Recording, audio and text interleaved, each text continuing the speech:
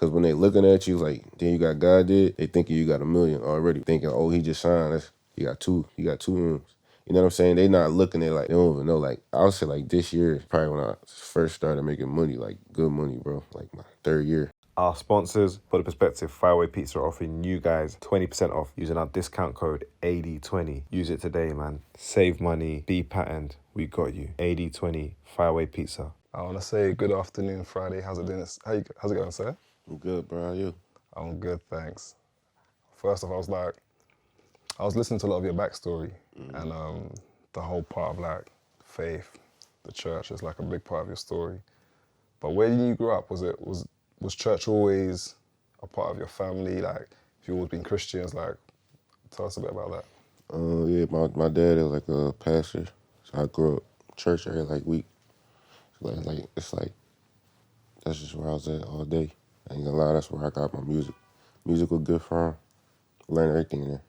How many instruments do you play? Like 4. 4. Play like the bass, guitar, piano, and drums. Yeah. Yeah. And you got like, you've all got names beginning with F, right? Yeah. France, yeah. That's funny as hell. Well, is that like a Haitian thing? Nah, that was like my dad thing. I don't know why he did that. For real, I don't know why he did that. Yeah. So when you're in the church, like growing up, like, were your parents strict on you, or were you quite liberal? Kinda. I would say like not as like as the others. I was doing a lot of other things too. Yeah. Other things. Like I used to play ball and a lot, like be outside all day. Oh, basketball. Yeah, for sure. I ain't have like a strict parents. Okay. Yeah. And is it Philly where you're from? Yeah. What was that like? What's that like, Philly? Because it's got a good musical culture, like Philadelphia. Right now, it used to be like a great musical place, but when I was coming up, it's probably like it's nothing out there.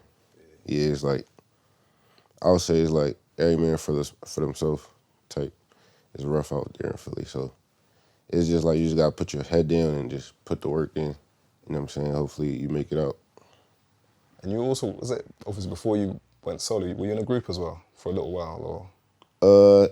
Yeah, when I was like probably 14, like with a kid, me and my cousins used to just play around. Yeah. Were you singing then, or was it rapping then? Nah, we was singing. Oh, so it's always been singing for you? Yeah, for sure. You never tried to rap, or? Nah, I don't got the voice. I don't got the voice for it. I don't like how I was singing. I tried it in the studio before. I don't like it. But 14, so 14 you're already recording in the studio at that time, or what type of setup was it? Was it just like in your home, or was it? Me knowing how to play all the instruments already, like I probably like produced like the first track that I sung on. You know what I'm saying? He taught me how to produce. And like since that day, I was like, I could be something. You know what I'm saying? I was hearing what I made, like comparing it like to Chris Brown and everybody. Like it wasn't on that level, but it was like, damn, I sound good. You study a lot of the game, isn't it, before you came in? So like, when you're 14, who were you looking at? Was it Chris Brown, or who were the type of artists that you were? Early on, I would say it was like Boys the Men, bro. Like Boys the Men, Brian McKnight, all them, like Jamie Foxx. But who's putting you onto that though? My big brothers, my cousins, and it was like that was like probably like the closest thing like to church, kind of like Boys the Men and all that. So, and then I started getting like Meek Mill, you know what I'm saying, Drake, Chris Brown. That's like my favorite artists. But so I'm trying to figure out. So when you're in Philly though, like so obviously Meek's like the biggest rapper at the time. So is everyone trying to get to Meek at that time, or trying to get? Yeah, for sure. That's everybody's motivation. Was like, especially back then, he was like the only one we could really look to. Like, then he made it out. And you know what I'm saying? How he carried is like, he motivated all of us. I ain't gonna lie. Because we always used to hear stories about Philadelphia can be like, well, depending on which parties, this could be like really rough. Yeah. Was that also your experience, or were you on a nicer part of Philadelphia? Or? Nah, the whole Philadelphia like the same thing. Or is it? Yeah, it's like outside of Philly, it's like other places that get, you know what I'm saying, they get better, but in Philadelphia, everywhere, it's like it's not. But what exactly is it? Because obviously, it's a lot of like killings, you know what I'm saying, a lot of violence. Yeah. Like probably like top murder cities in the U.S. It's just like you see it everywhere. It's normal. Like you can just like go out. It's not like you just see it, bro. Like shootouts, you just be at a cookout, shootout happen. You know what I'm saying? So it's just like a normal thing. It's just violence. Wow. Like I said, it's really like nothing to look forward to out there. Like it ain't no like, you know what I'm saying, wireless festival. It ain't no like industry. Ain't nothing out there. Was it? It was the Roots Picnic? Wasn't it out there or? Oh yeah, Roots Roots Picnic Picnic, is there. Yeah. But it's like, how can I explain it? It's basically like, you know how people go to Atlanta, like LA? It's none of that there. Like it's no like things you could do like to dream, you know what I'm saying? So everything has to be, you have to see outside of Yeah, Philly. you gotta like really prepare your mind to see outside of it. Really? That's what I did. I was like, all right, I know where I'm at, but I see myself here, you know what I'm saying? You gotta lock in. Did you have any like normal like jobs like after like when you was in school, like were you doing like, were you working, doing a normal job anywhere, or was it just music you were focused on? Nah, it was music, bro. And I worked at Domino's delivery.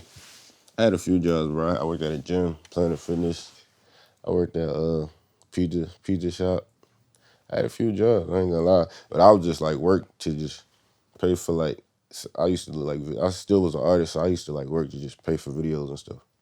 Like outfits, like just so I could like put out content consistently. But I'm thinking, so when you're making music these times and it isn't working, like you're an artist, but did you have like a manager at that time? Were you just doing it on your own, or do you Yeah, have you just doing it on your own. It's like, at that time, while I'm in Philly, I was just doing it on my own. Like, I always had the mindset, like, I just need one person to hear this, like, you know what I'm saying? Everybody around me always told me, that's one thing, everybody around me always told me, like, I had a gift. So that kept me, like, going, you know what I'm saying? So it was just like, all right, I gotta keep going. If the right person hear this, I'm out of here. And the songwriting was heavy for you at that point as well? Like, Yeah, I started songwriting in like 2020. That's when I didn't even know songwriters was a thing until like 2018, bro. Like, it blew my mind, bro. I did not know these artists wasn't writing their music. Yeah, that shocked me. Like when I felt that out, I started diving more deep into it. Like, damn, there's other ways I could get money outside of, you know what I'm saying, being an artist. so the writing was to try and get close to Yeah, it the was artist. like yeah. I never seen myself as a writer because I always had like a different voice. You know what I'm saying? I always see myself as an artist. But like when I met my manager, Edgar, he was like, you should start writing. It might be an easier way for you to get your foot in the door. And it was. Like, we built all these relationships just from writing. You know what I'm saying? Chris Brown, you know what I'm saying? DJ Khaled, all the producers, you know what I'm saying? So it was just a way. I say it was a tool. But what's the hustle like? Because I think a lot of people get like kind of like disheartened on their journey to Yeah. try and get there. So was there times before we'll get to God did, but before then, was there times you thought, this ain't happening? Or did you always believe it could happen? Yeah, I always believe. It was nothing else for me. Like, I'm one of them people, like, I never really looked at life as, like, about money. You know what I'm saying? I just looked at it as, like, happiness. And, like, even come where I come from, it's like, how can I say? It's like I'd rather be happy doing something I love than waking up and, you know what I'm saying, stressful as hell, 6 a.m. You know what I'm saying? So I always looked at just happiness, bro, for sure. So I never really looked at like, oh, I'm broke right now. Like, I gotta go get a job. I gotta go to college. I'm like, I just want to do what make me happy. But you went to college as well though, right? Yeah, I did. And then you were performing there as well, like doing that? Yeah, I performed like probably like the first semester. I did like talent shows there. And what was the reaction? Were they feeding you? Yeah, it was crazy. Yeah, that's where I like got my name. Like I remember I was in high school, and I was telling everybody to call me Friday, but they was already calling me Francis, so they wasn't gonna switch my name. Then I got in college, I started introducing myself as Friday. Then I did the talent show, and it was like kind of like that's how I got my name stamped. It sounds cliche, but why did you pick that though? Was it just like something random? Like why did you pick Friday? Probably like Party Next Door. Okay. I was in that vibe like a lot. Probably when I was like 16, the weekend. So me and my brother just came up with something like that. Was your brother also doing music? Yeah, we all do music. Oh, everyone? Yeah. Are they still doing music now? Yeah, for sure. They be writing on my songs, producing, all type of stuff. Oh, so the family's all involved then? Yeah. That's dope. And then talk to us about, like, because I think many artists, like you talk about songwriting and publishing, and I used to work at PRS, so the whole publishing element of things is important, but for you did a publishing deal before you did a record deal. Yeah. So how did that part happen? How did you get noticed to actually get a publishing deal? shout out, it was a producer named Denuzo, my guy. He was about to sign a deal, and when I started writing, I used to like do a lot of hooks on his beats. When he was about to sign a deal, the person that was about to sign him heard my hooks. It was like, I like him, who that singing on the hooks. So that's how my first deal came. And shout out to my manager, Edgar. Shout out to Chris. They got that deal set up too by Big Noise. But you know, I was listening to the other interview, you really worked. Like, you're saying you was doing hooks like Oh every yeah, day. at that time I was like doing like probably at least 10 hooks a day. Yeah, Non-stop. nonstop. I would like wake up, do like 5, 6 hooks, go to the gym, come back, like 5, 6 songs. So it's like by the end of the week, I got like, you know what I'm saying? I'm like, I would say like end of the week, I got like 60. Like I got like 60. And I'm just sending it out every week. How do you keep on like motivating yourself? Like, if I know you said there was no real other options, but that's still quite challenging creatively to just keep on. Yeah, Like, it's crazy, but I feel like the best part about it is like hearing yourself get better. Like when you put the work in, you slowly watching yourself like, damn, it's getting better every week. You know what I'm saying? And when I'm sending it to people, it's like I'm getting like the best. Like I remember that's when I met Timbaland around that time, and it was like I was sending him like 30 a week personally, and he was just saying like these crazy like stuff like that just motivated me to keep going more. But hey, even someone like Timbaland, like when you met him the first time, do you think, wow, this is now going to be my way out? Because Timbaland's a legend though, so did you think meeting him, because you must have met a lot of people on your journey, so Yeah. were you thinking like this is the moment, but it wasn't the moment, or? I never felt like it was a moment meeting anybody because nobody owed me nothing. It's like, I would say like God did. Like, as soon as I connected like with the people, that's when I knew. Like, I ain't had to rely on people. Like, I got a fan base I could just drop music and they listen. That's when I was like, oh shit, this really about to go crazy. Like when God Did came out and everybody was finding out who I was, that's when I was like, oh, all right, it's about to get crazy. Yeah, that story is even crazy in itself, because Yeah. you didn't have that many followers at the time when you... Nah, I had like probably like 5,000 before God Did. I had like 40,000 the next day. Just like that? Yeah, the #1 song in the world. It's crazy. Were you ever worried that like those are big artists? Yeah. Like, do you think like your vocals may get muted, or like they may not keep you on the record? Yeah, for sure, yeah. So when did you know that it was still gonna stay on then? When it came out. Oh, you didn't know up until then? Yeah, I knew I was on the song. I didn't think I was leading the song. I thought they had somebody re-sing my, it was people telling me like somebody re-sung your stuff. Oh, really? Yeah. A few people told me that, you know what I'm saying? And shout out Jay-Z, he told me he fought for me. Oh, for real? Yeah, keep me on that song. That's amazing. So that's kind of like... Because it's rare, you know? Yeah. It's like, I'm not supposed to lead that song. They supposed to get, it's normal for them to have somebody else sing it. But Jay-Z told me, people told me he heard the pain in my voice, so he kept me on the song. But that's something you do. You want people to feel your vocals, isn't it, when you're singing? Yeah, for sure. Yeah. So so that happens now, then I'm sure like everyone's now calling then. Yeah, it was crazy. How do you guys deal with that part? Like, you must have a lot of labels reaching out. It's a lot of labels reaching out. It was just like picking the right situation, you know what I'm saying? My manager, Edgar, Chris, they was like on Tunji at Def Jam. Yeah. So like seeing the history he has, you know what I'm saying, with the artists he worked with, that was like my instant for me, you know what I'm saying? My managers was like telling, yo, Tunji, he the one. Even before God Day came out, they were telling Tunji I'm the one, so.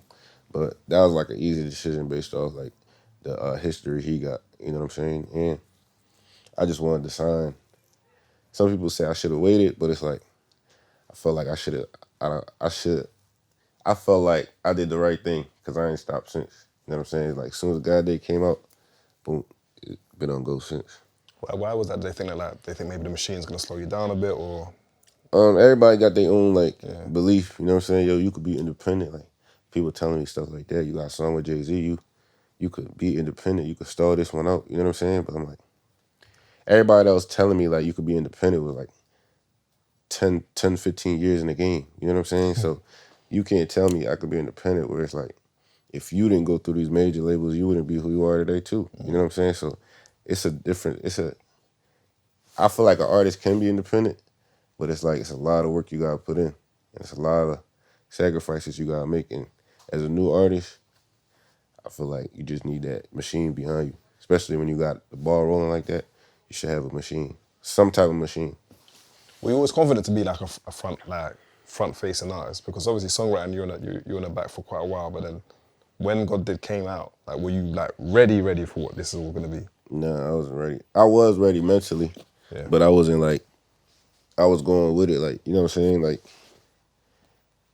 I didn't do anything like to lead up to this. It was just like, it's outside of like church and stuff like that, but I remember like my first performance was like probably like at Wells Fargo, like 20,000 people. And the second performance was the Grammys. So I was like nervous. It was like a roller coaster, bro. Like, damn, like I was nervous as hell. First performances. But I grew into it. Like, I feel like 6 months later, I'm like, all right. That was the thing. Everything else is easy. It's the stage. That's what I had to grow into. Well, what's actually the transition like? Because like I saying, going from like 5,000 followers to then being on a record, like, which is one of the biggest in the world, like, everyone must be reaching out, even like friends. Like, do you have people saying like, yo, can I get you in the studio? Like, Yeah. like that part is always what I find interesting is like, how do you handle that part? Like, who do you know who's your friends now? How are people just trying to be around for the wrong reasons? Do you have to learn your own processes to deal with that? Nah. I'm a chill guy, so it's like, I don't really give that energy where it's like, you could really like come and hang and like, I don't know what the energy you bring in. You know what I'm saying? I got like a close family, but it is like, the energy is crazy because like, at that point, everybody was reaching out to me. I ain't gonna lie. But I'm looking at it like, it's like a business. You know what I'm saying? Like, I'm gonna get in with you if like, I like the music and it's like, we could benefit each other, for sure. Yeah. And then I look at like, you've done a lot of like features already, well, notable features, but then how are you picking like, even for your debut project, how are you picking like people like Adekunle Gold? How did all those type of features come about? It all depends on the song. Like, I make like 13 songs, just like, I just listen to it like, who can I hear on this? You know what I'm saying? And that's just how I go about my features. I'm not really like, I want this artist, like, who can I hear on this? Me, especially me being a producer, I could hear what Adekunle Gold about to do on this before he even like jump on it. I could hear what Bar Messiah about to do because I know they sounds and I know they BPMs and stuff. So I just go by like from like productions. But I was looking at like, because a lot of it's like artists that ain't American centric. So I was thinking like, was you already listening to these people before? Oh yeah, I'm Haitian, so it's like, Okay. it's like Afrobeat is like second home, like for Haitians. Afrobeat and Jamaican music. Like, I grew up listening to it my whole life, so it's like, it's kind of like my second home. I ain't gonna lie. Like, musically, I love Afro beats. That's why I work with a lot of them. Yeah. And also, tell us a story about like, I think, was it your manager or someone bought you out of your publishing deal? Yeah, Like, my A&R. yeah, what brought that about? I remember my first publishing deal, the A&R that I had, she left the company, but she was like the only person we talked to. Yeah, so it was like, then she left us there on our lonely. She left us there on our lonely, so it was like, we had to leave, you know what I'm saying? We didn't have no point of really contact in that building. So shout out to Edgar, my manager. He was just telling Eddie, oh, you should buy him out. And I ain't signed for much too, so it wasn't like a big buyout.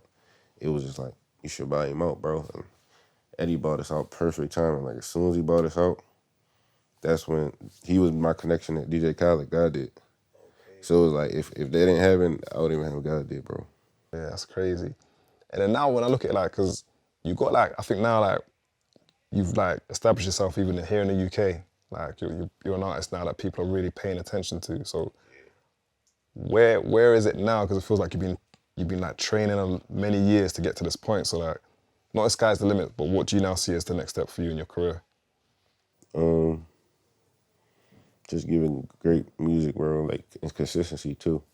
You know what I'm saying? Like, I built a very solid fan base the past 2 years, and that's where my focus is. Like I don't focus on the numbers. I don't focus on like, you know what I'm saying, what everybody else doing. I just want to feed them consistently. You know what I'm saying? And just be on tour. You know what I'm saying? The shows and the tours is like where you see it the most. It's like, damn, I can drop a song.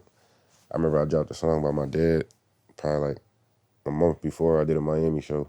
Like 5,000 people sung it word for word. That's when I knew, like, damn, I just dropped this song. I got a real fan base. Like, so it's just like being consistency. But are you always in the studio? Like, do you work? Yeah, for sure. So how do you go down to like knowing what should be going on? Like, what's your filtering process for like when you're making records? Like, how do you know what should be on projects and what you should leave? I usually know like as soon as the song is done. Like I ain't gonna lie, but I'm not one of those artists that make like 1,000 songs. I know a lot of artists. They got like 20,000 songs for their album. They picking down to like 10.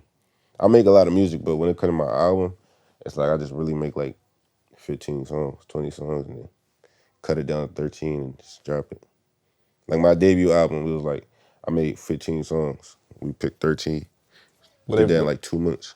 Were they dated records on there, or were it all kind of fresh at the time? Debut, there was one of them was I did in like 2021 around quarantine. Mm-hmm. The whole thing was like in 2 months, 2 months span. Oh, Yeah. Okay, that's dope. And how's the family now? How does the church? Because I go to church a lot. So Yeah. my dad's a pastor as well. Yeah. Like, but how does that whole thing like factor in now? Like, you know, just trying to keep as grounded as you can to the faith, but also being in this kind of like industry. Like, how do you balance those two? You just gotta balance it. I say like just stay grounded, I would say. You know what I'm saying? Don't forget what like brought you here. You know what I'm saying? That's how I look at it. Like I'm here for music. You know what I'm saying? Nothing else. So like I can't turn my back from that. Like I feel like that's when people start losing themselves. They start leaning in on other things and other people, all the other stuff that didn't bring them to where they got today. So that's how I feel about it. And what's also your process when you're like, because you stack your vocals sometimes quite a lot. So what's your process when you're actually creating now? Like, are you always adapting it, or do you have like a go-to formula about how you Yeah, want to work? I got a nice little formula. I already got it like a template. It's easy for me now. It's just like it's crazy. I want the next album about to be crazy. I ain't gonna lie. Do you want, when was that gonna be next year? Yeah, it's not this year. This year? Yeah, soon. Really? Yeah, You done, or you still? still working. Probably like 80%. Yeah. Okay, so now you've done your debut and now it's your sophomore. So, what have you learned from the first run that you think can improve on now the second run? Just positioning. You know, the thing about me, like the music is the least of the worries, like to me. You know what I'm saying? But it's just like how you position each song, like the spotlight you bring to each song. You know what I'm saying? The story behind the album. It's everything outside the music that I'm focusing on this go around. It's like how can we make sure each song on the album get the love that it needs, a spotlight. You know what I'm saying? Especially in like the visuals. You know what I'm saying? I'm a real person that care about like how the videos be and all that. How do you deal with you know, artists have to be so much more social now. They have to be like seen to, I don't know how, you know, TikToks, that it's like a lot more to being an artist. You used to listen to like the Boys to Men, like Yeah. those, they would just come on stage, that's what you got. Yeah. And that was it. But now it's like you have to take pictures, you have to have stuff BTS, you have to have a lot more. Yeah. How do you reconcile with that part? I love it, bro. I'm You not know- gonna lie, cause I feel like every artist you could do it in your own way. You know what I'm saying? Like even when you said TikTok, I just post videos of me singing or like a live performance. You know what I'm saying? You just could do it in your own way, where it's like you're not oversaturating yourself. It's just like just record yourself singing. You know what I'm saying? So it's like I love it, bro. Anything that I could do like to get people to hear what I got going on, I'm gonna do it. Yeah. And then also, you worked with, is it Fridayy? Yeah. Like, how did that connection come about? I think my guy Amaru, producer Amaru Music. He was in London working with Hetty.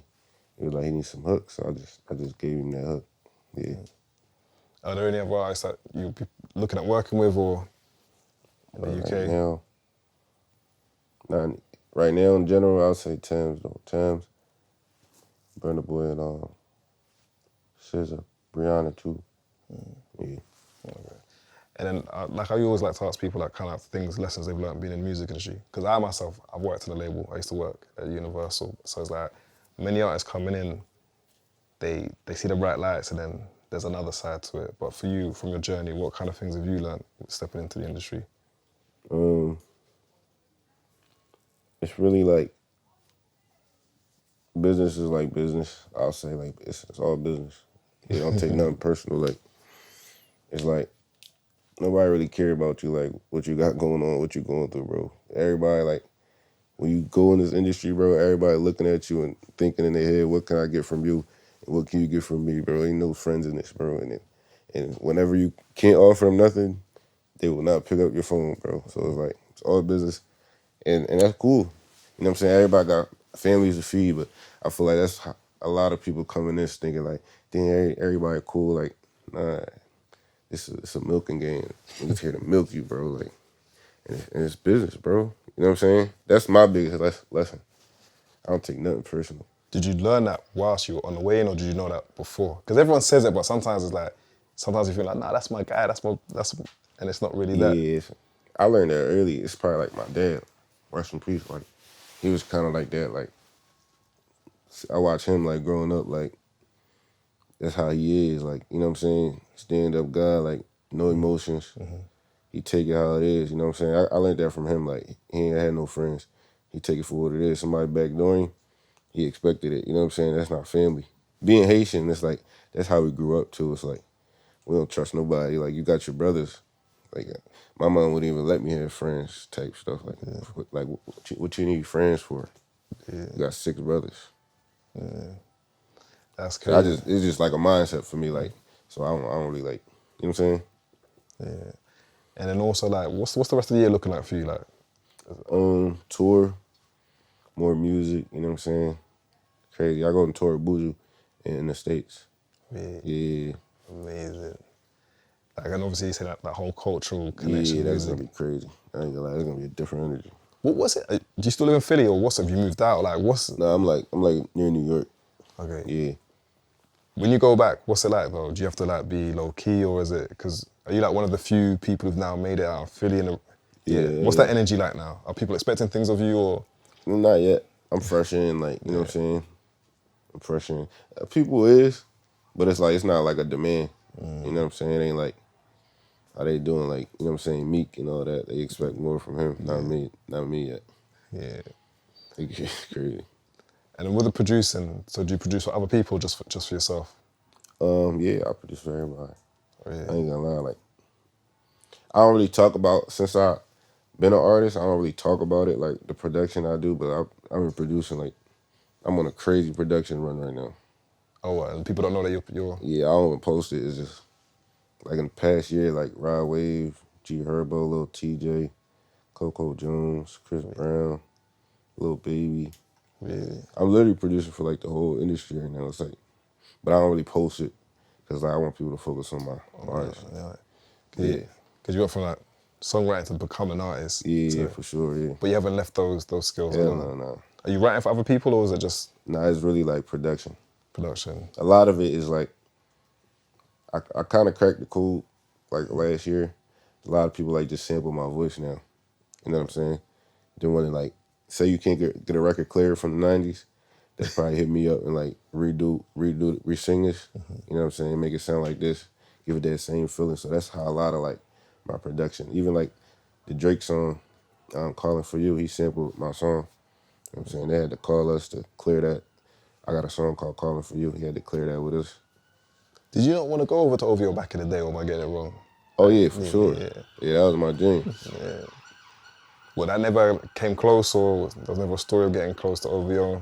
Nah, I heard Drake was messing with me early though, like, you know what I'm saying? But like, I was deep in already, you know what I'm saying? Like, everything happened so fast for me, it was like, and I was kind of in my own world, you know what I'm saying? But I heard like, bro was messing with me. Yeah. And also, so you obviously must have met Jay-Z. Like, Yeah. did he give you, when you met him, like, what was that first experience of like meeting Jay-Z for the first time? I met him at Grammys, bro, performing at the Grammys, bro. Crazy, I ain't gonna lie. this is gonna sound like probably a bit ignorant. There's no rehearsals when you're doing songs with someone like you're not rehearsing the stage show. Are you just all performing for the first time, or do you like do No, sound we check? rehearsing. Oh, you rehearsed the Yeah, we sound checks? rehearse. Okay. Yeah, for sure. Rehearsal was crazy. I ain't gonna lie. That's like my second performance. Grammys, bro. I was nervous as hell the whole week, bro. I ain't gonna lie. And with your debut album, was there any specific song to you that you felt was the most meaningful to you, and why?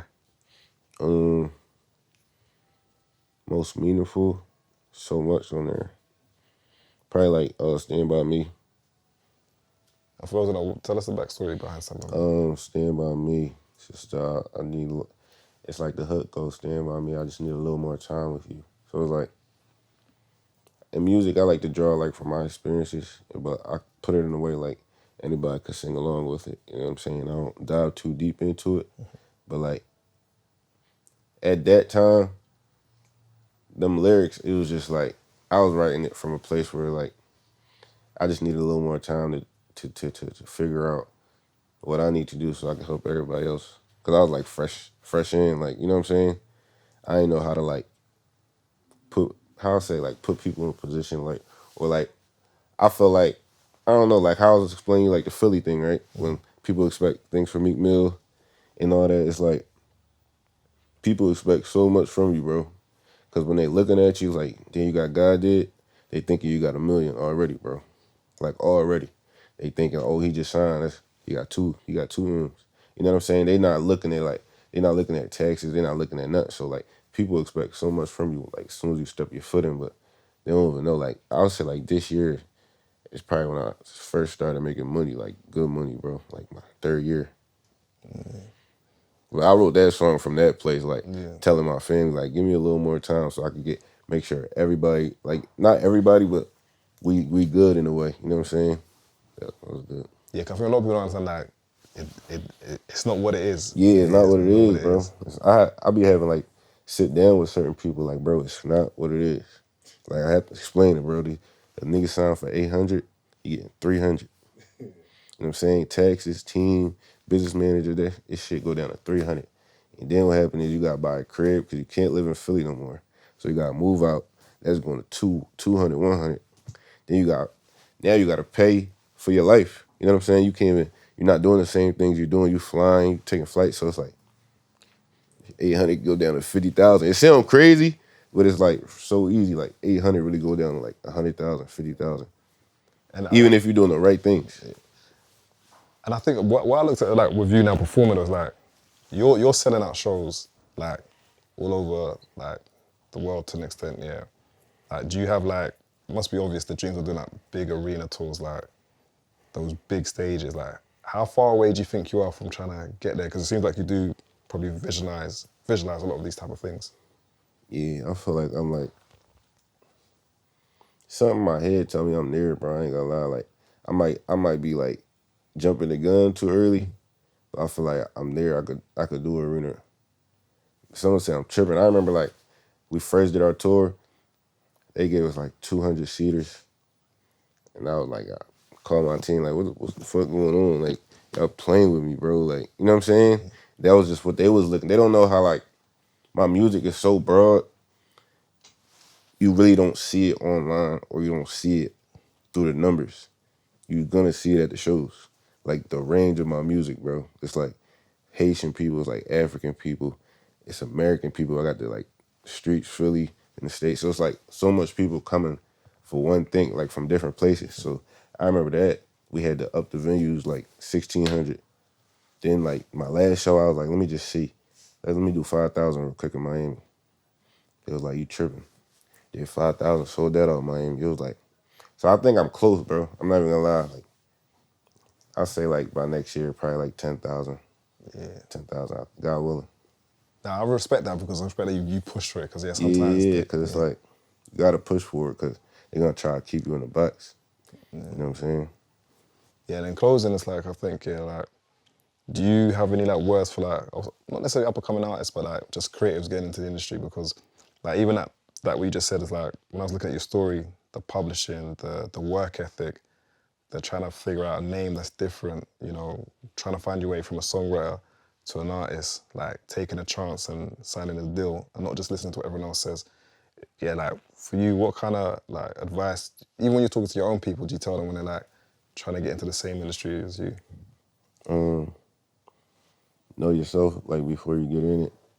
That's, like, the biggest thing for me. Like, if you don't know yourself before you get in there, you're going to lose yourself. And people going to try, you should do this, you should do this. If you don't got, like, your own voice in your head, 1 year in, you lost. Like, you don't even know who you are, bro. Like, that's like, the biggest thing. Like, before you put your foot in this shit, it's like, it shit get, like, crazy, bro. Because, like, me personally, I knew what I was going to do before I even came in. And it took so long, bro. Like, for me to even, it's like knowing your identity. You know what I'm saying? It's a crazy, like, you got to know who you are, bro, before you get in this, because you're going to lose yourself. How did you know who you were, though? Because some people are just dreamers and just It dreaming. take a long time. Yeah. That's what I'm saying, like, and it take a lot of shots, like, 10 hours a day, like, to really find yourself. I found myself, like, I've been doing music 10 years. I found myself, like, probably 2018 musically, and, like, how I want to be portrayed in front of the world. You know what I'm saying? I found that out, like, 2018. And you've been able to stick with that all the way? Yeah, it was just, like, how I'm going to be different from everybody else. That's the main thing, you know what I'm saying? I can't come in this trying to be no, like, R&B nigga, you know what I'm saying? Like, I just had to, like, really figure out who I am and, like, step in it. Because, like, some people be like, yo, you should do the R&B, you should boom, boom, boom, you should do this, you should do this. But, like, So okay, this. I don't know how to explain it, but it's like, I mean, but what would you classify? Because I know R&B is like the dancing around, like all the showmanship to the sense. So would you define you said you found yourself, but what do you think that is though? What do you think sets you apart? What's your USP? just the sound, Yeah. the lyrics, and the voice, you know what I'm saying? That's really what it is, and what I'm saying in the music and how I want to be portrayed. You know what I'm saying? I feel like 2016 was everything shifted from then. Like when Party Next Door came out, Tory Lanez, then you had Brent Faiyaz, then you got Giveon, then you got Rod Wave. I feel like these people just brought something new to the table where it's like, these next stars, you gotta be yourself. Like, I don't feel like people want to hear the same thing no more. It's like, we want to see somebody that's like different. You know what I'm saying? And once you create that lane for yourself, you out of here.